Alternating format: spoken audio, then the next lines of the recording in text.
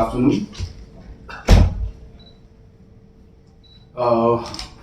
We had a cabinet meeting today in the morning, and that was followed by the second cabinet retreat, which is going on right now. I will take a few minutes to brief you on some of the discussions that we had and decisions we made in the cabinet today. The first was the report of the MPSC Reforms Committee. As you're aware that we had put up a committee to look into the important reforms that can be done in MPSC to improve the overall efficiency, the overall productivity, and most importantly, the overall transparency of the recruitment process in MPSC. This committee was headed by our Principal Secretary, Frederick Karponger, and other members in the committee included our Commissioner Secretary, Mr. Cyril Dingdo, Shri David Siemle, and Mr. L.K. Dingdo, who was the member secretary. The committee had submitted its report, and we have accepted the report in total in the cabinet today. And we will be making this report public so that everybody can see the contents of the report. I'll just, for this brief information of the press and the public at large, I'll just share a few of them. There are too many of them for me to go through all. But broadly, there was a short-term and there were long-term measures. So short-term measures included options of having multiple boards so that interviews can be done at a faster pace, setting up of interview protocols of how interviews, in what process and system it should be conducted. Proposals like recuse from interview process in case any of the member has a family member who's been interviewed, so the person can recuse him or herself. Ensuring that we are able to have declaration of assets and liabilities, including the chairman and members of the committee, annual calendar of the MPSC, preparation of annual reports by the Commission, creation of a grievance cell, the roll numbers of candidates not to be changed in between the recruitment process, notification of marks for personal interview, the ratio of the candidates to number of vacancies be publicized. Obviously, question papers to be highly confidential to avoid any leakage, and the procedure for that also has been explained. No changes to be made in recruitment process once the process has started. Public disclosure of marks secured by candidates in any examination, other tests and personal interviews for any post conducted by the Commission. Release of answer keys after examination and specific time frame to be given for challenging the answer key, and addressing any complaints related to corruption and vigilance in the MPSC through the Meghalaya Lokayukta Act 2014, and some other smaller measures. As I said, this will be publicized and shared with the public at large, so you can always go through it. Apart from that, in the medium term and long term, there were some suggestions. Number one was that we should have computer-based tests. Number two was the strengthening of the MPSC cells, whether it's in Jowai or in Tura. Combined competitive examinations, which means that examinations for the same qualification and same scale could be combined together to avoid any kind of repetition and any delay. Discontinuation of the optional paper, which, as you are aware, we have already done last time for NCS exams, and we will be doing for the other exams also in the coming days. So these are the basic things that were mentioned by the committee, and in addition to this, the cabinet has suggested that we should also add that all the interviews, there should be CCTV and proper recording done during the interview process, and cameras should be there so that if there is any kind of question or any issue that arises, then those can be referred to. So this suggestion we have added as a cabinet, and as I said, this will be made public. I'll just show it to you. So this is the report that has come in, and we'll be making this public so that everybody can see. That were done in the past, post 31st December 2007. If you recall, based on a Supreme Court ruling, the people who were appointed on ad hoc basis before 2007, 31st December 2007, we had regularized them last term itself. About 3,000 plus people were regularized. Just to share with the public and with all of you, what does ad hoc mean? Basically, ad hoc means appointments which were made against sanctioned post, but were made without following proper procedure. That is what ad hoc is. A lot of people get confused that ad hoc means temporary post or master role or casual. Ad hoc is, as I said, appointments that were made without procedure being followed, but against a sanctioned post. So, in the past, Supreme Court had given us direction that the government has the option to either conduct interviews and conduct examination and selection process for people before 2007, 31st December, or government can do a one-time regularization of those ad hoc appointments. And as a government, in the interest of the people working there, we decided to regularize those appointments. Now, after 2007, there were still ad hoc appointments that were made. And hence the question arose, what will the government do for those? Now, Supreme Court has not given us the liberty to go ahead and simply regularize those posts. Those individuals who are working in those posts. So therefore, the government has to go for a selection process. Now, just to share with all of you, if you don't regularize this post, then technically speaking, in the records of the government, these posts will always show as vacant, even though there is an ad hoc appointment against it, because the regular process of selection has not been done. And hence, we have taken a decision that all vacancies will be filled. And hence, these posts of ad hoc appointments made post 31st December 2007 have to be regularized by following a procedure of selection. And hence, we will be going ahead and we will be conducting exams and interviews for these posts, which are roughly, as of now, about 1,500 of them. And an SOP has been made today, which has been passed by the cabinet. Now, the important part of the whole story is that these ad hoc appointments which were made, whatever the process not followed in the past or whatever steps they took at that point in time to appoint, we strongly feel as a cabinet that it would be unfair for us to not give them a chance to appear for those selection process and those exams.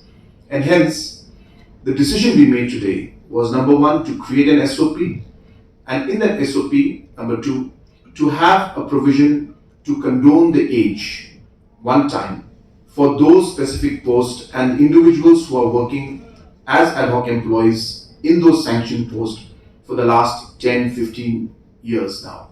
So therefore, we want to give the people working in those posts on ad hoc basis an opportunity to also appear for the test, because most of them are over age and they will not be able to give the exams, and hence they will not get the fair opportunity to compete. And to avoid that and to give them that fair opportunity, we are giving a one-time age relaxation only for these posts that will be advertised. So that's the second decision we took. The third decision we took, assuming of 708 permanent posts of Border Wings Home Guard into the State Disaster Response Force. This basically is being done because there was a court ruling many years back where the government was asked uh, to to include these 708 people who were appointed at that point in time as permanent employees. And once they become permanent employees, we are not entitled to the voluntary personnel funds which are given by Government of India when it comes to the part-time volunteers.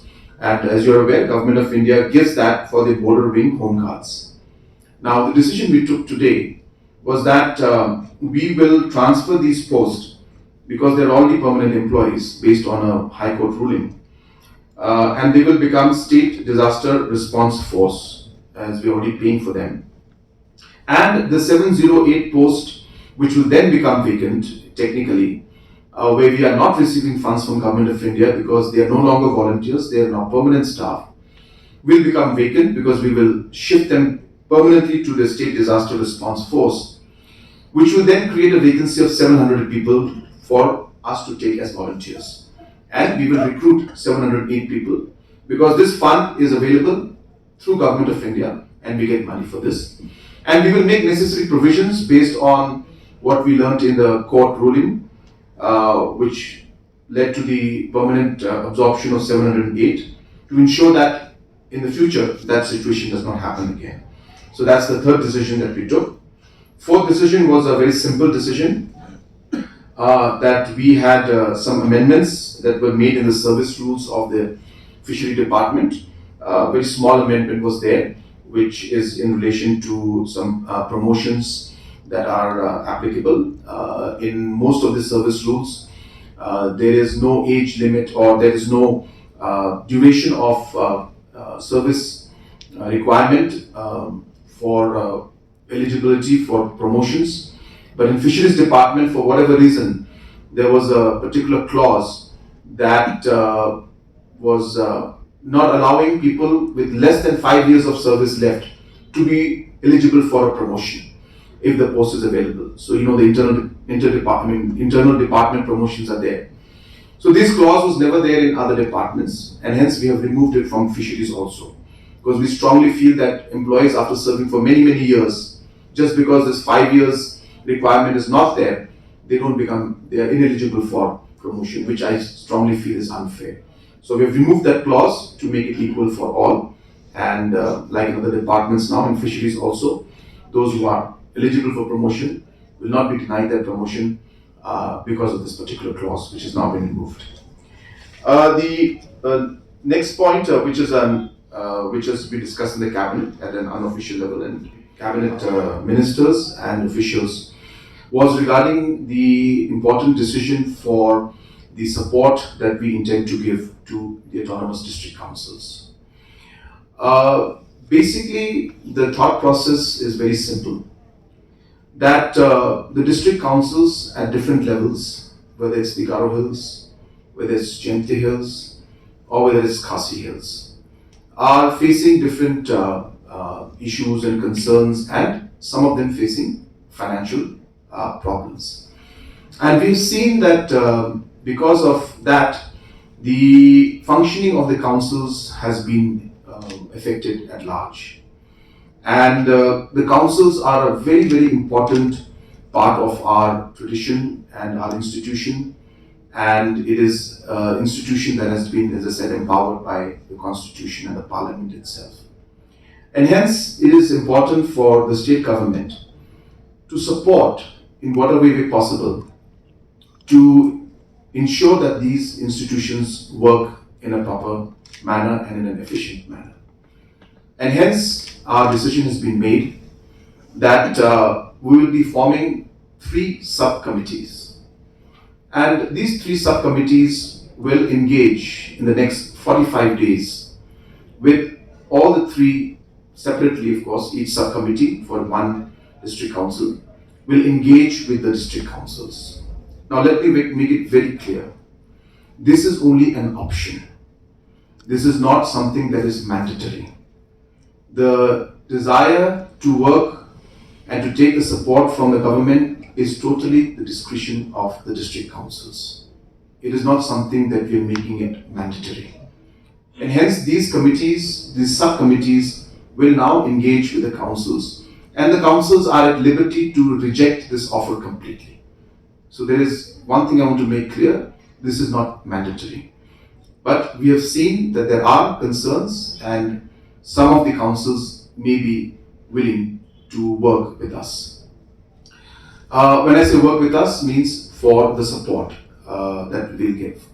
Second point that I want to mention is that all these support that we're mentioning regarding salaries will come with a very basic condition and a basic reform-based incentive, and that is financial reforms. So we are concerned about the financial stability of the councils.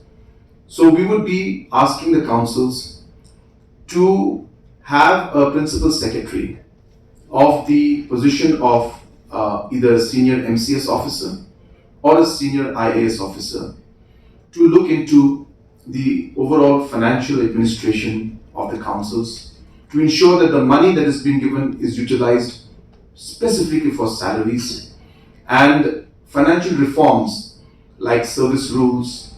Service rules are important because employment, all these things, aspects are what leads to the instability of financial instability of councils.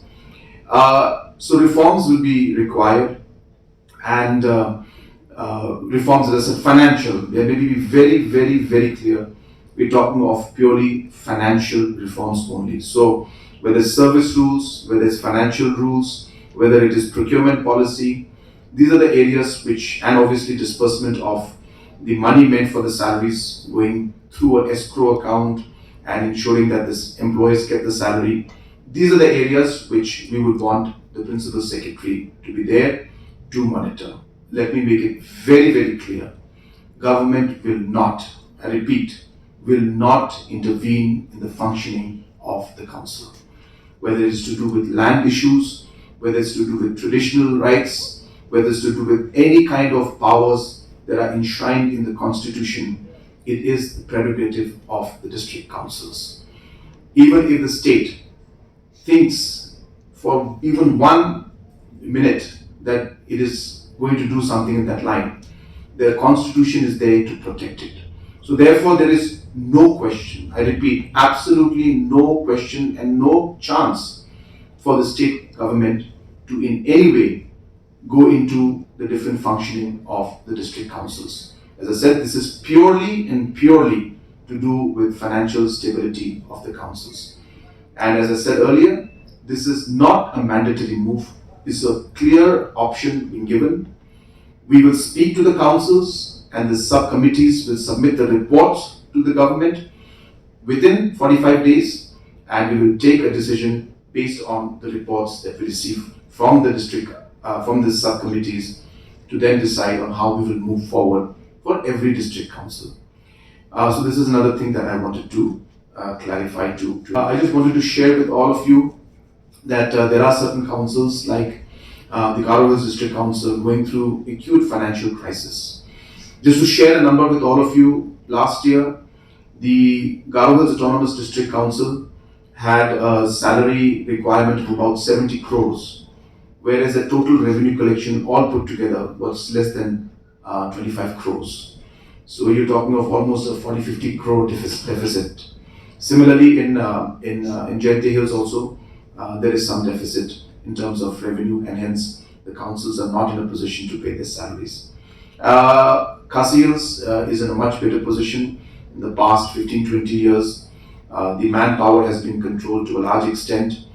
Just to give a rough idea to all of you, the Khasi Hills Autonomous District Council has roughly about 800 employees, plus minus. There could be some casual ones, addition, but roughly 800 employees. The Garo Hills District Council had 2,300 employees in the beginning. The last 6 years, 7 years, we have not allowed any kind of appointments to be made, and the numbers have today gone down to 1,300. Similarly, in Jayantay Hills also, the Dentist District Council has been very strict and they have not recruited any new people.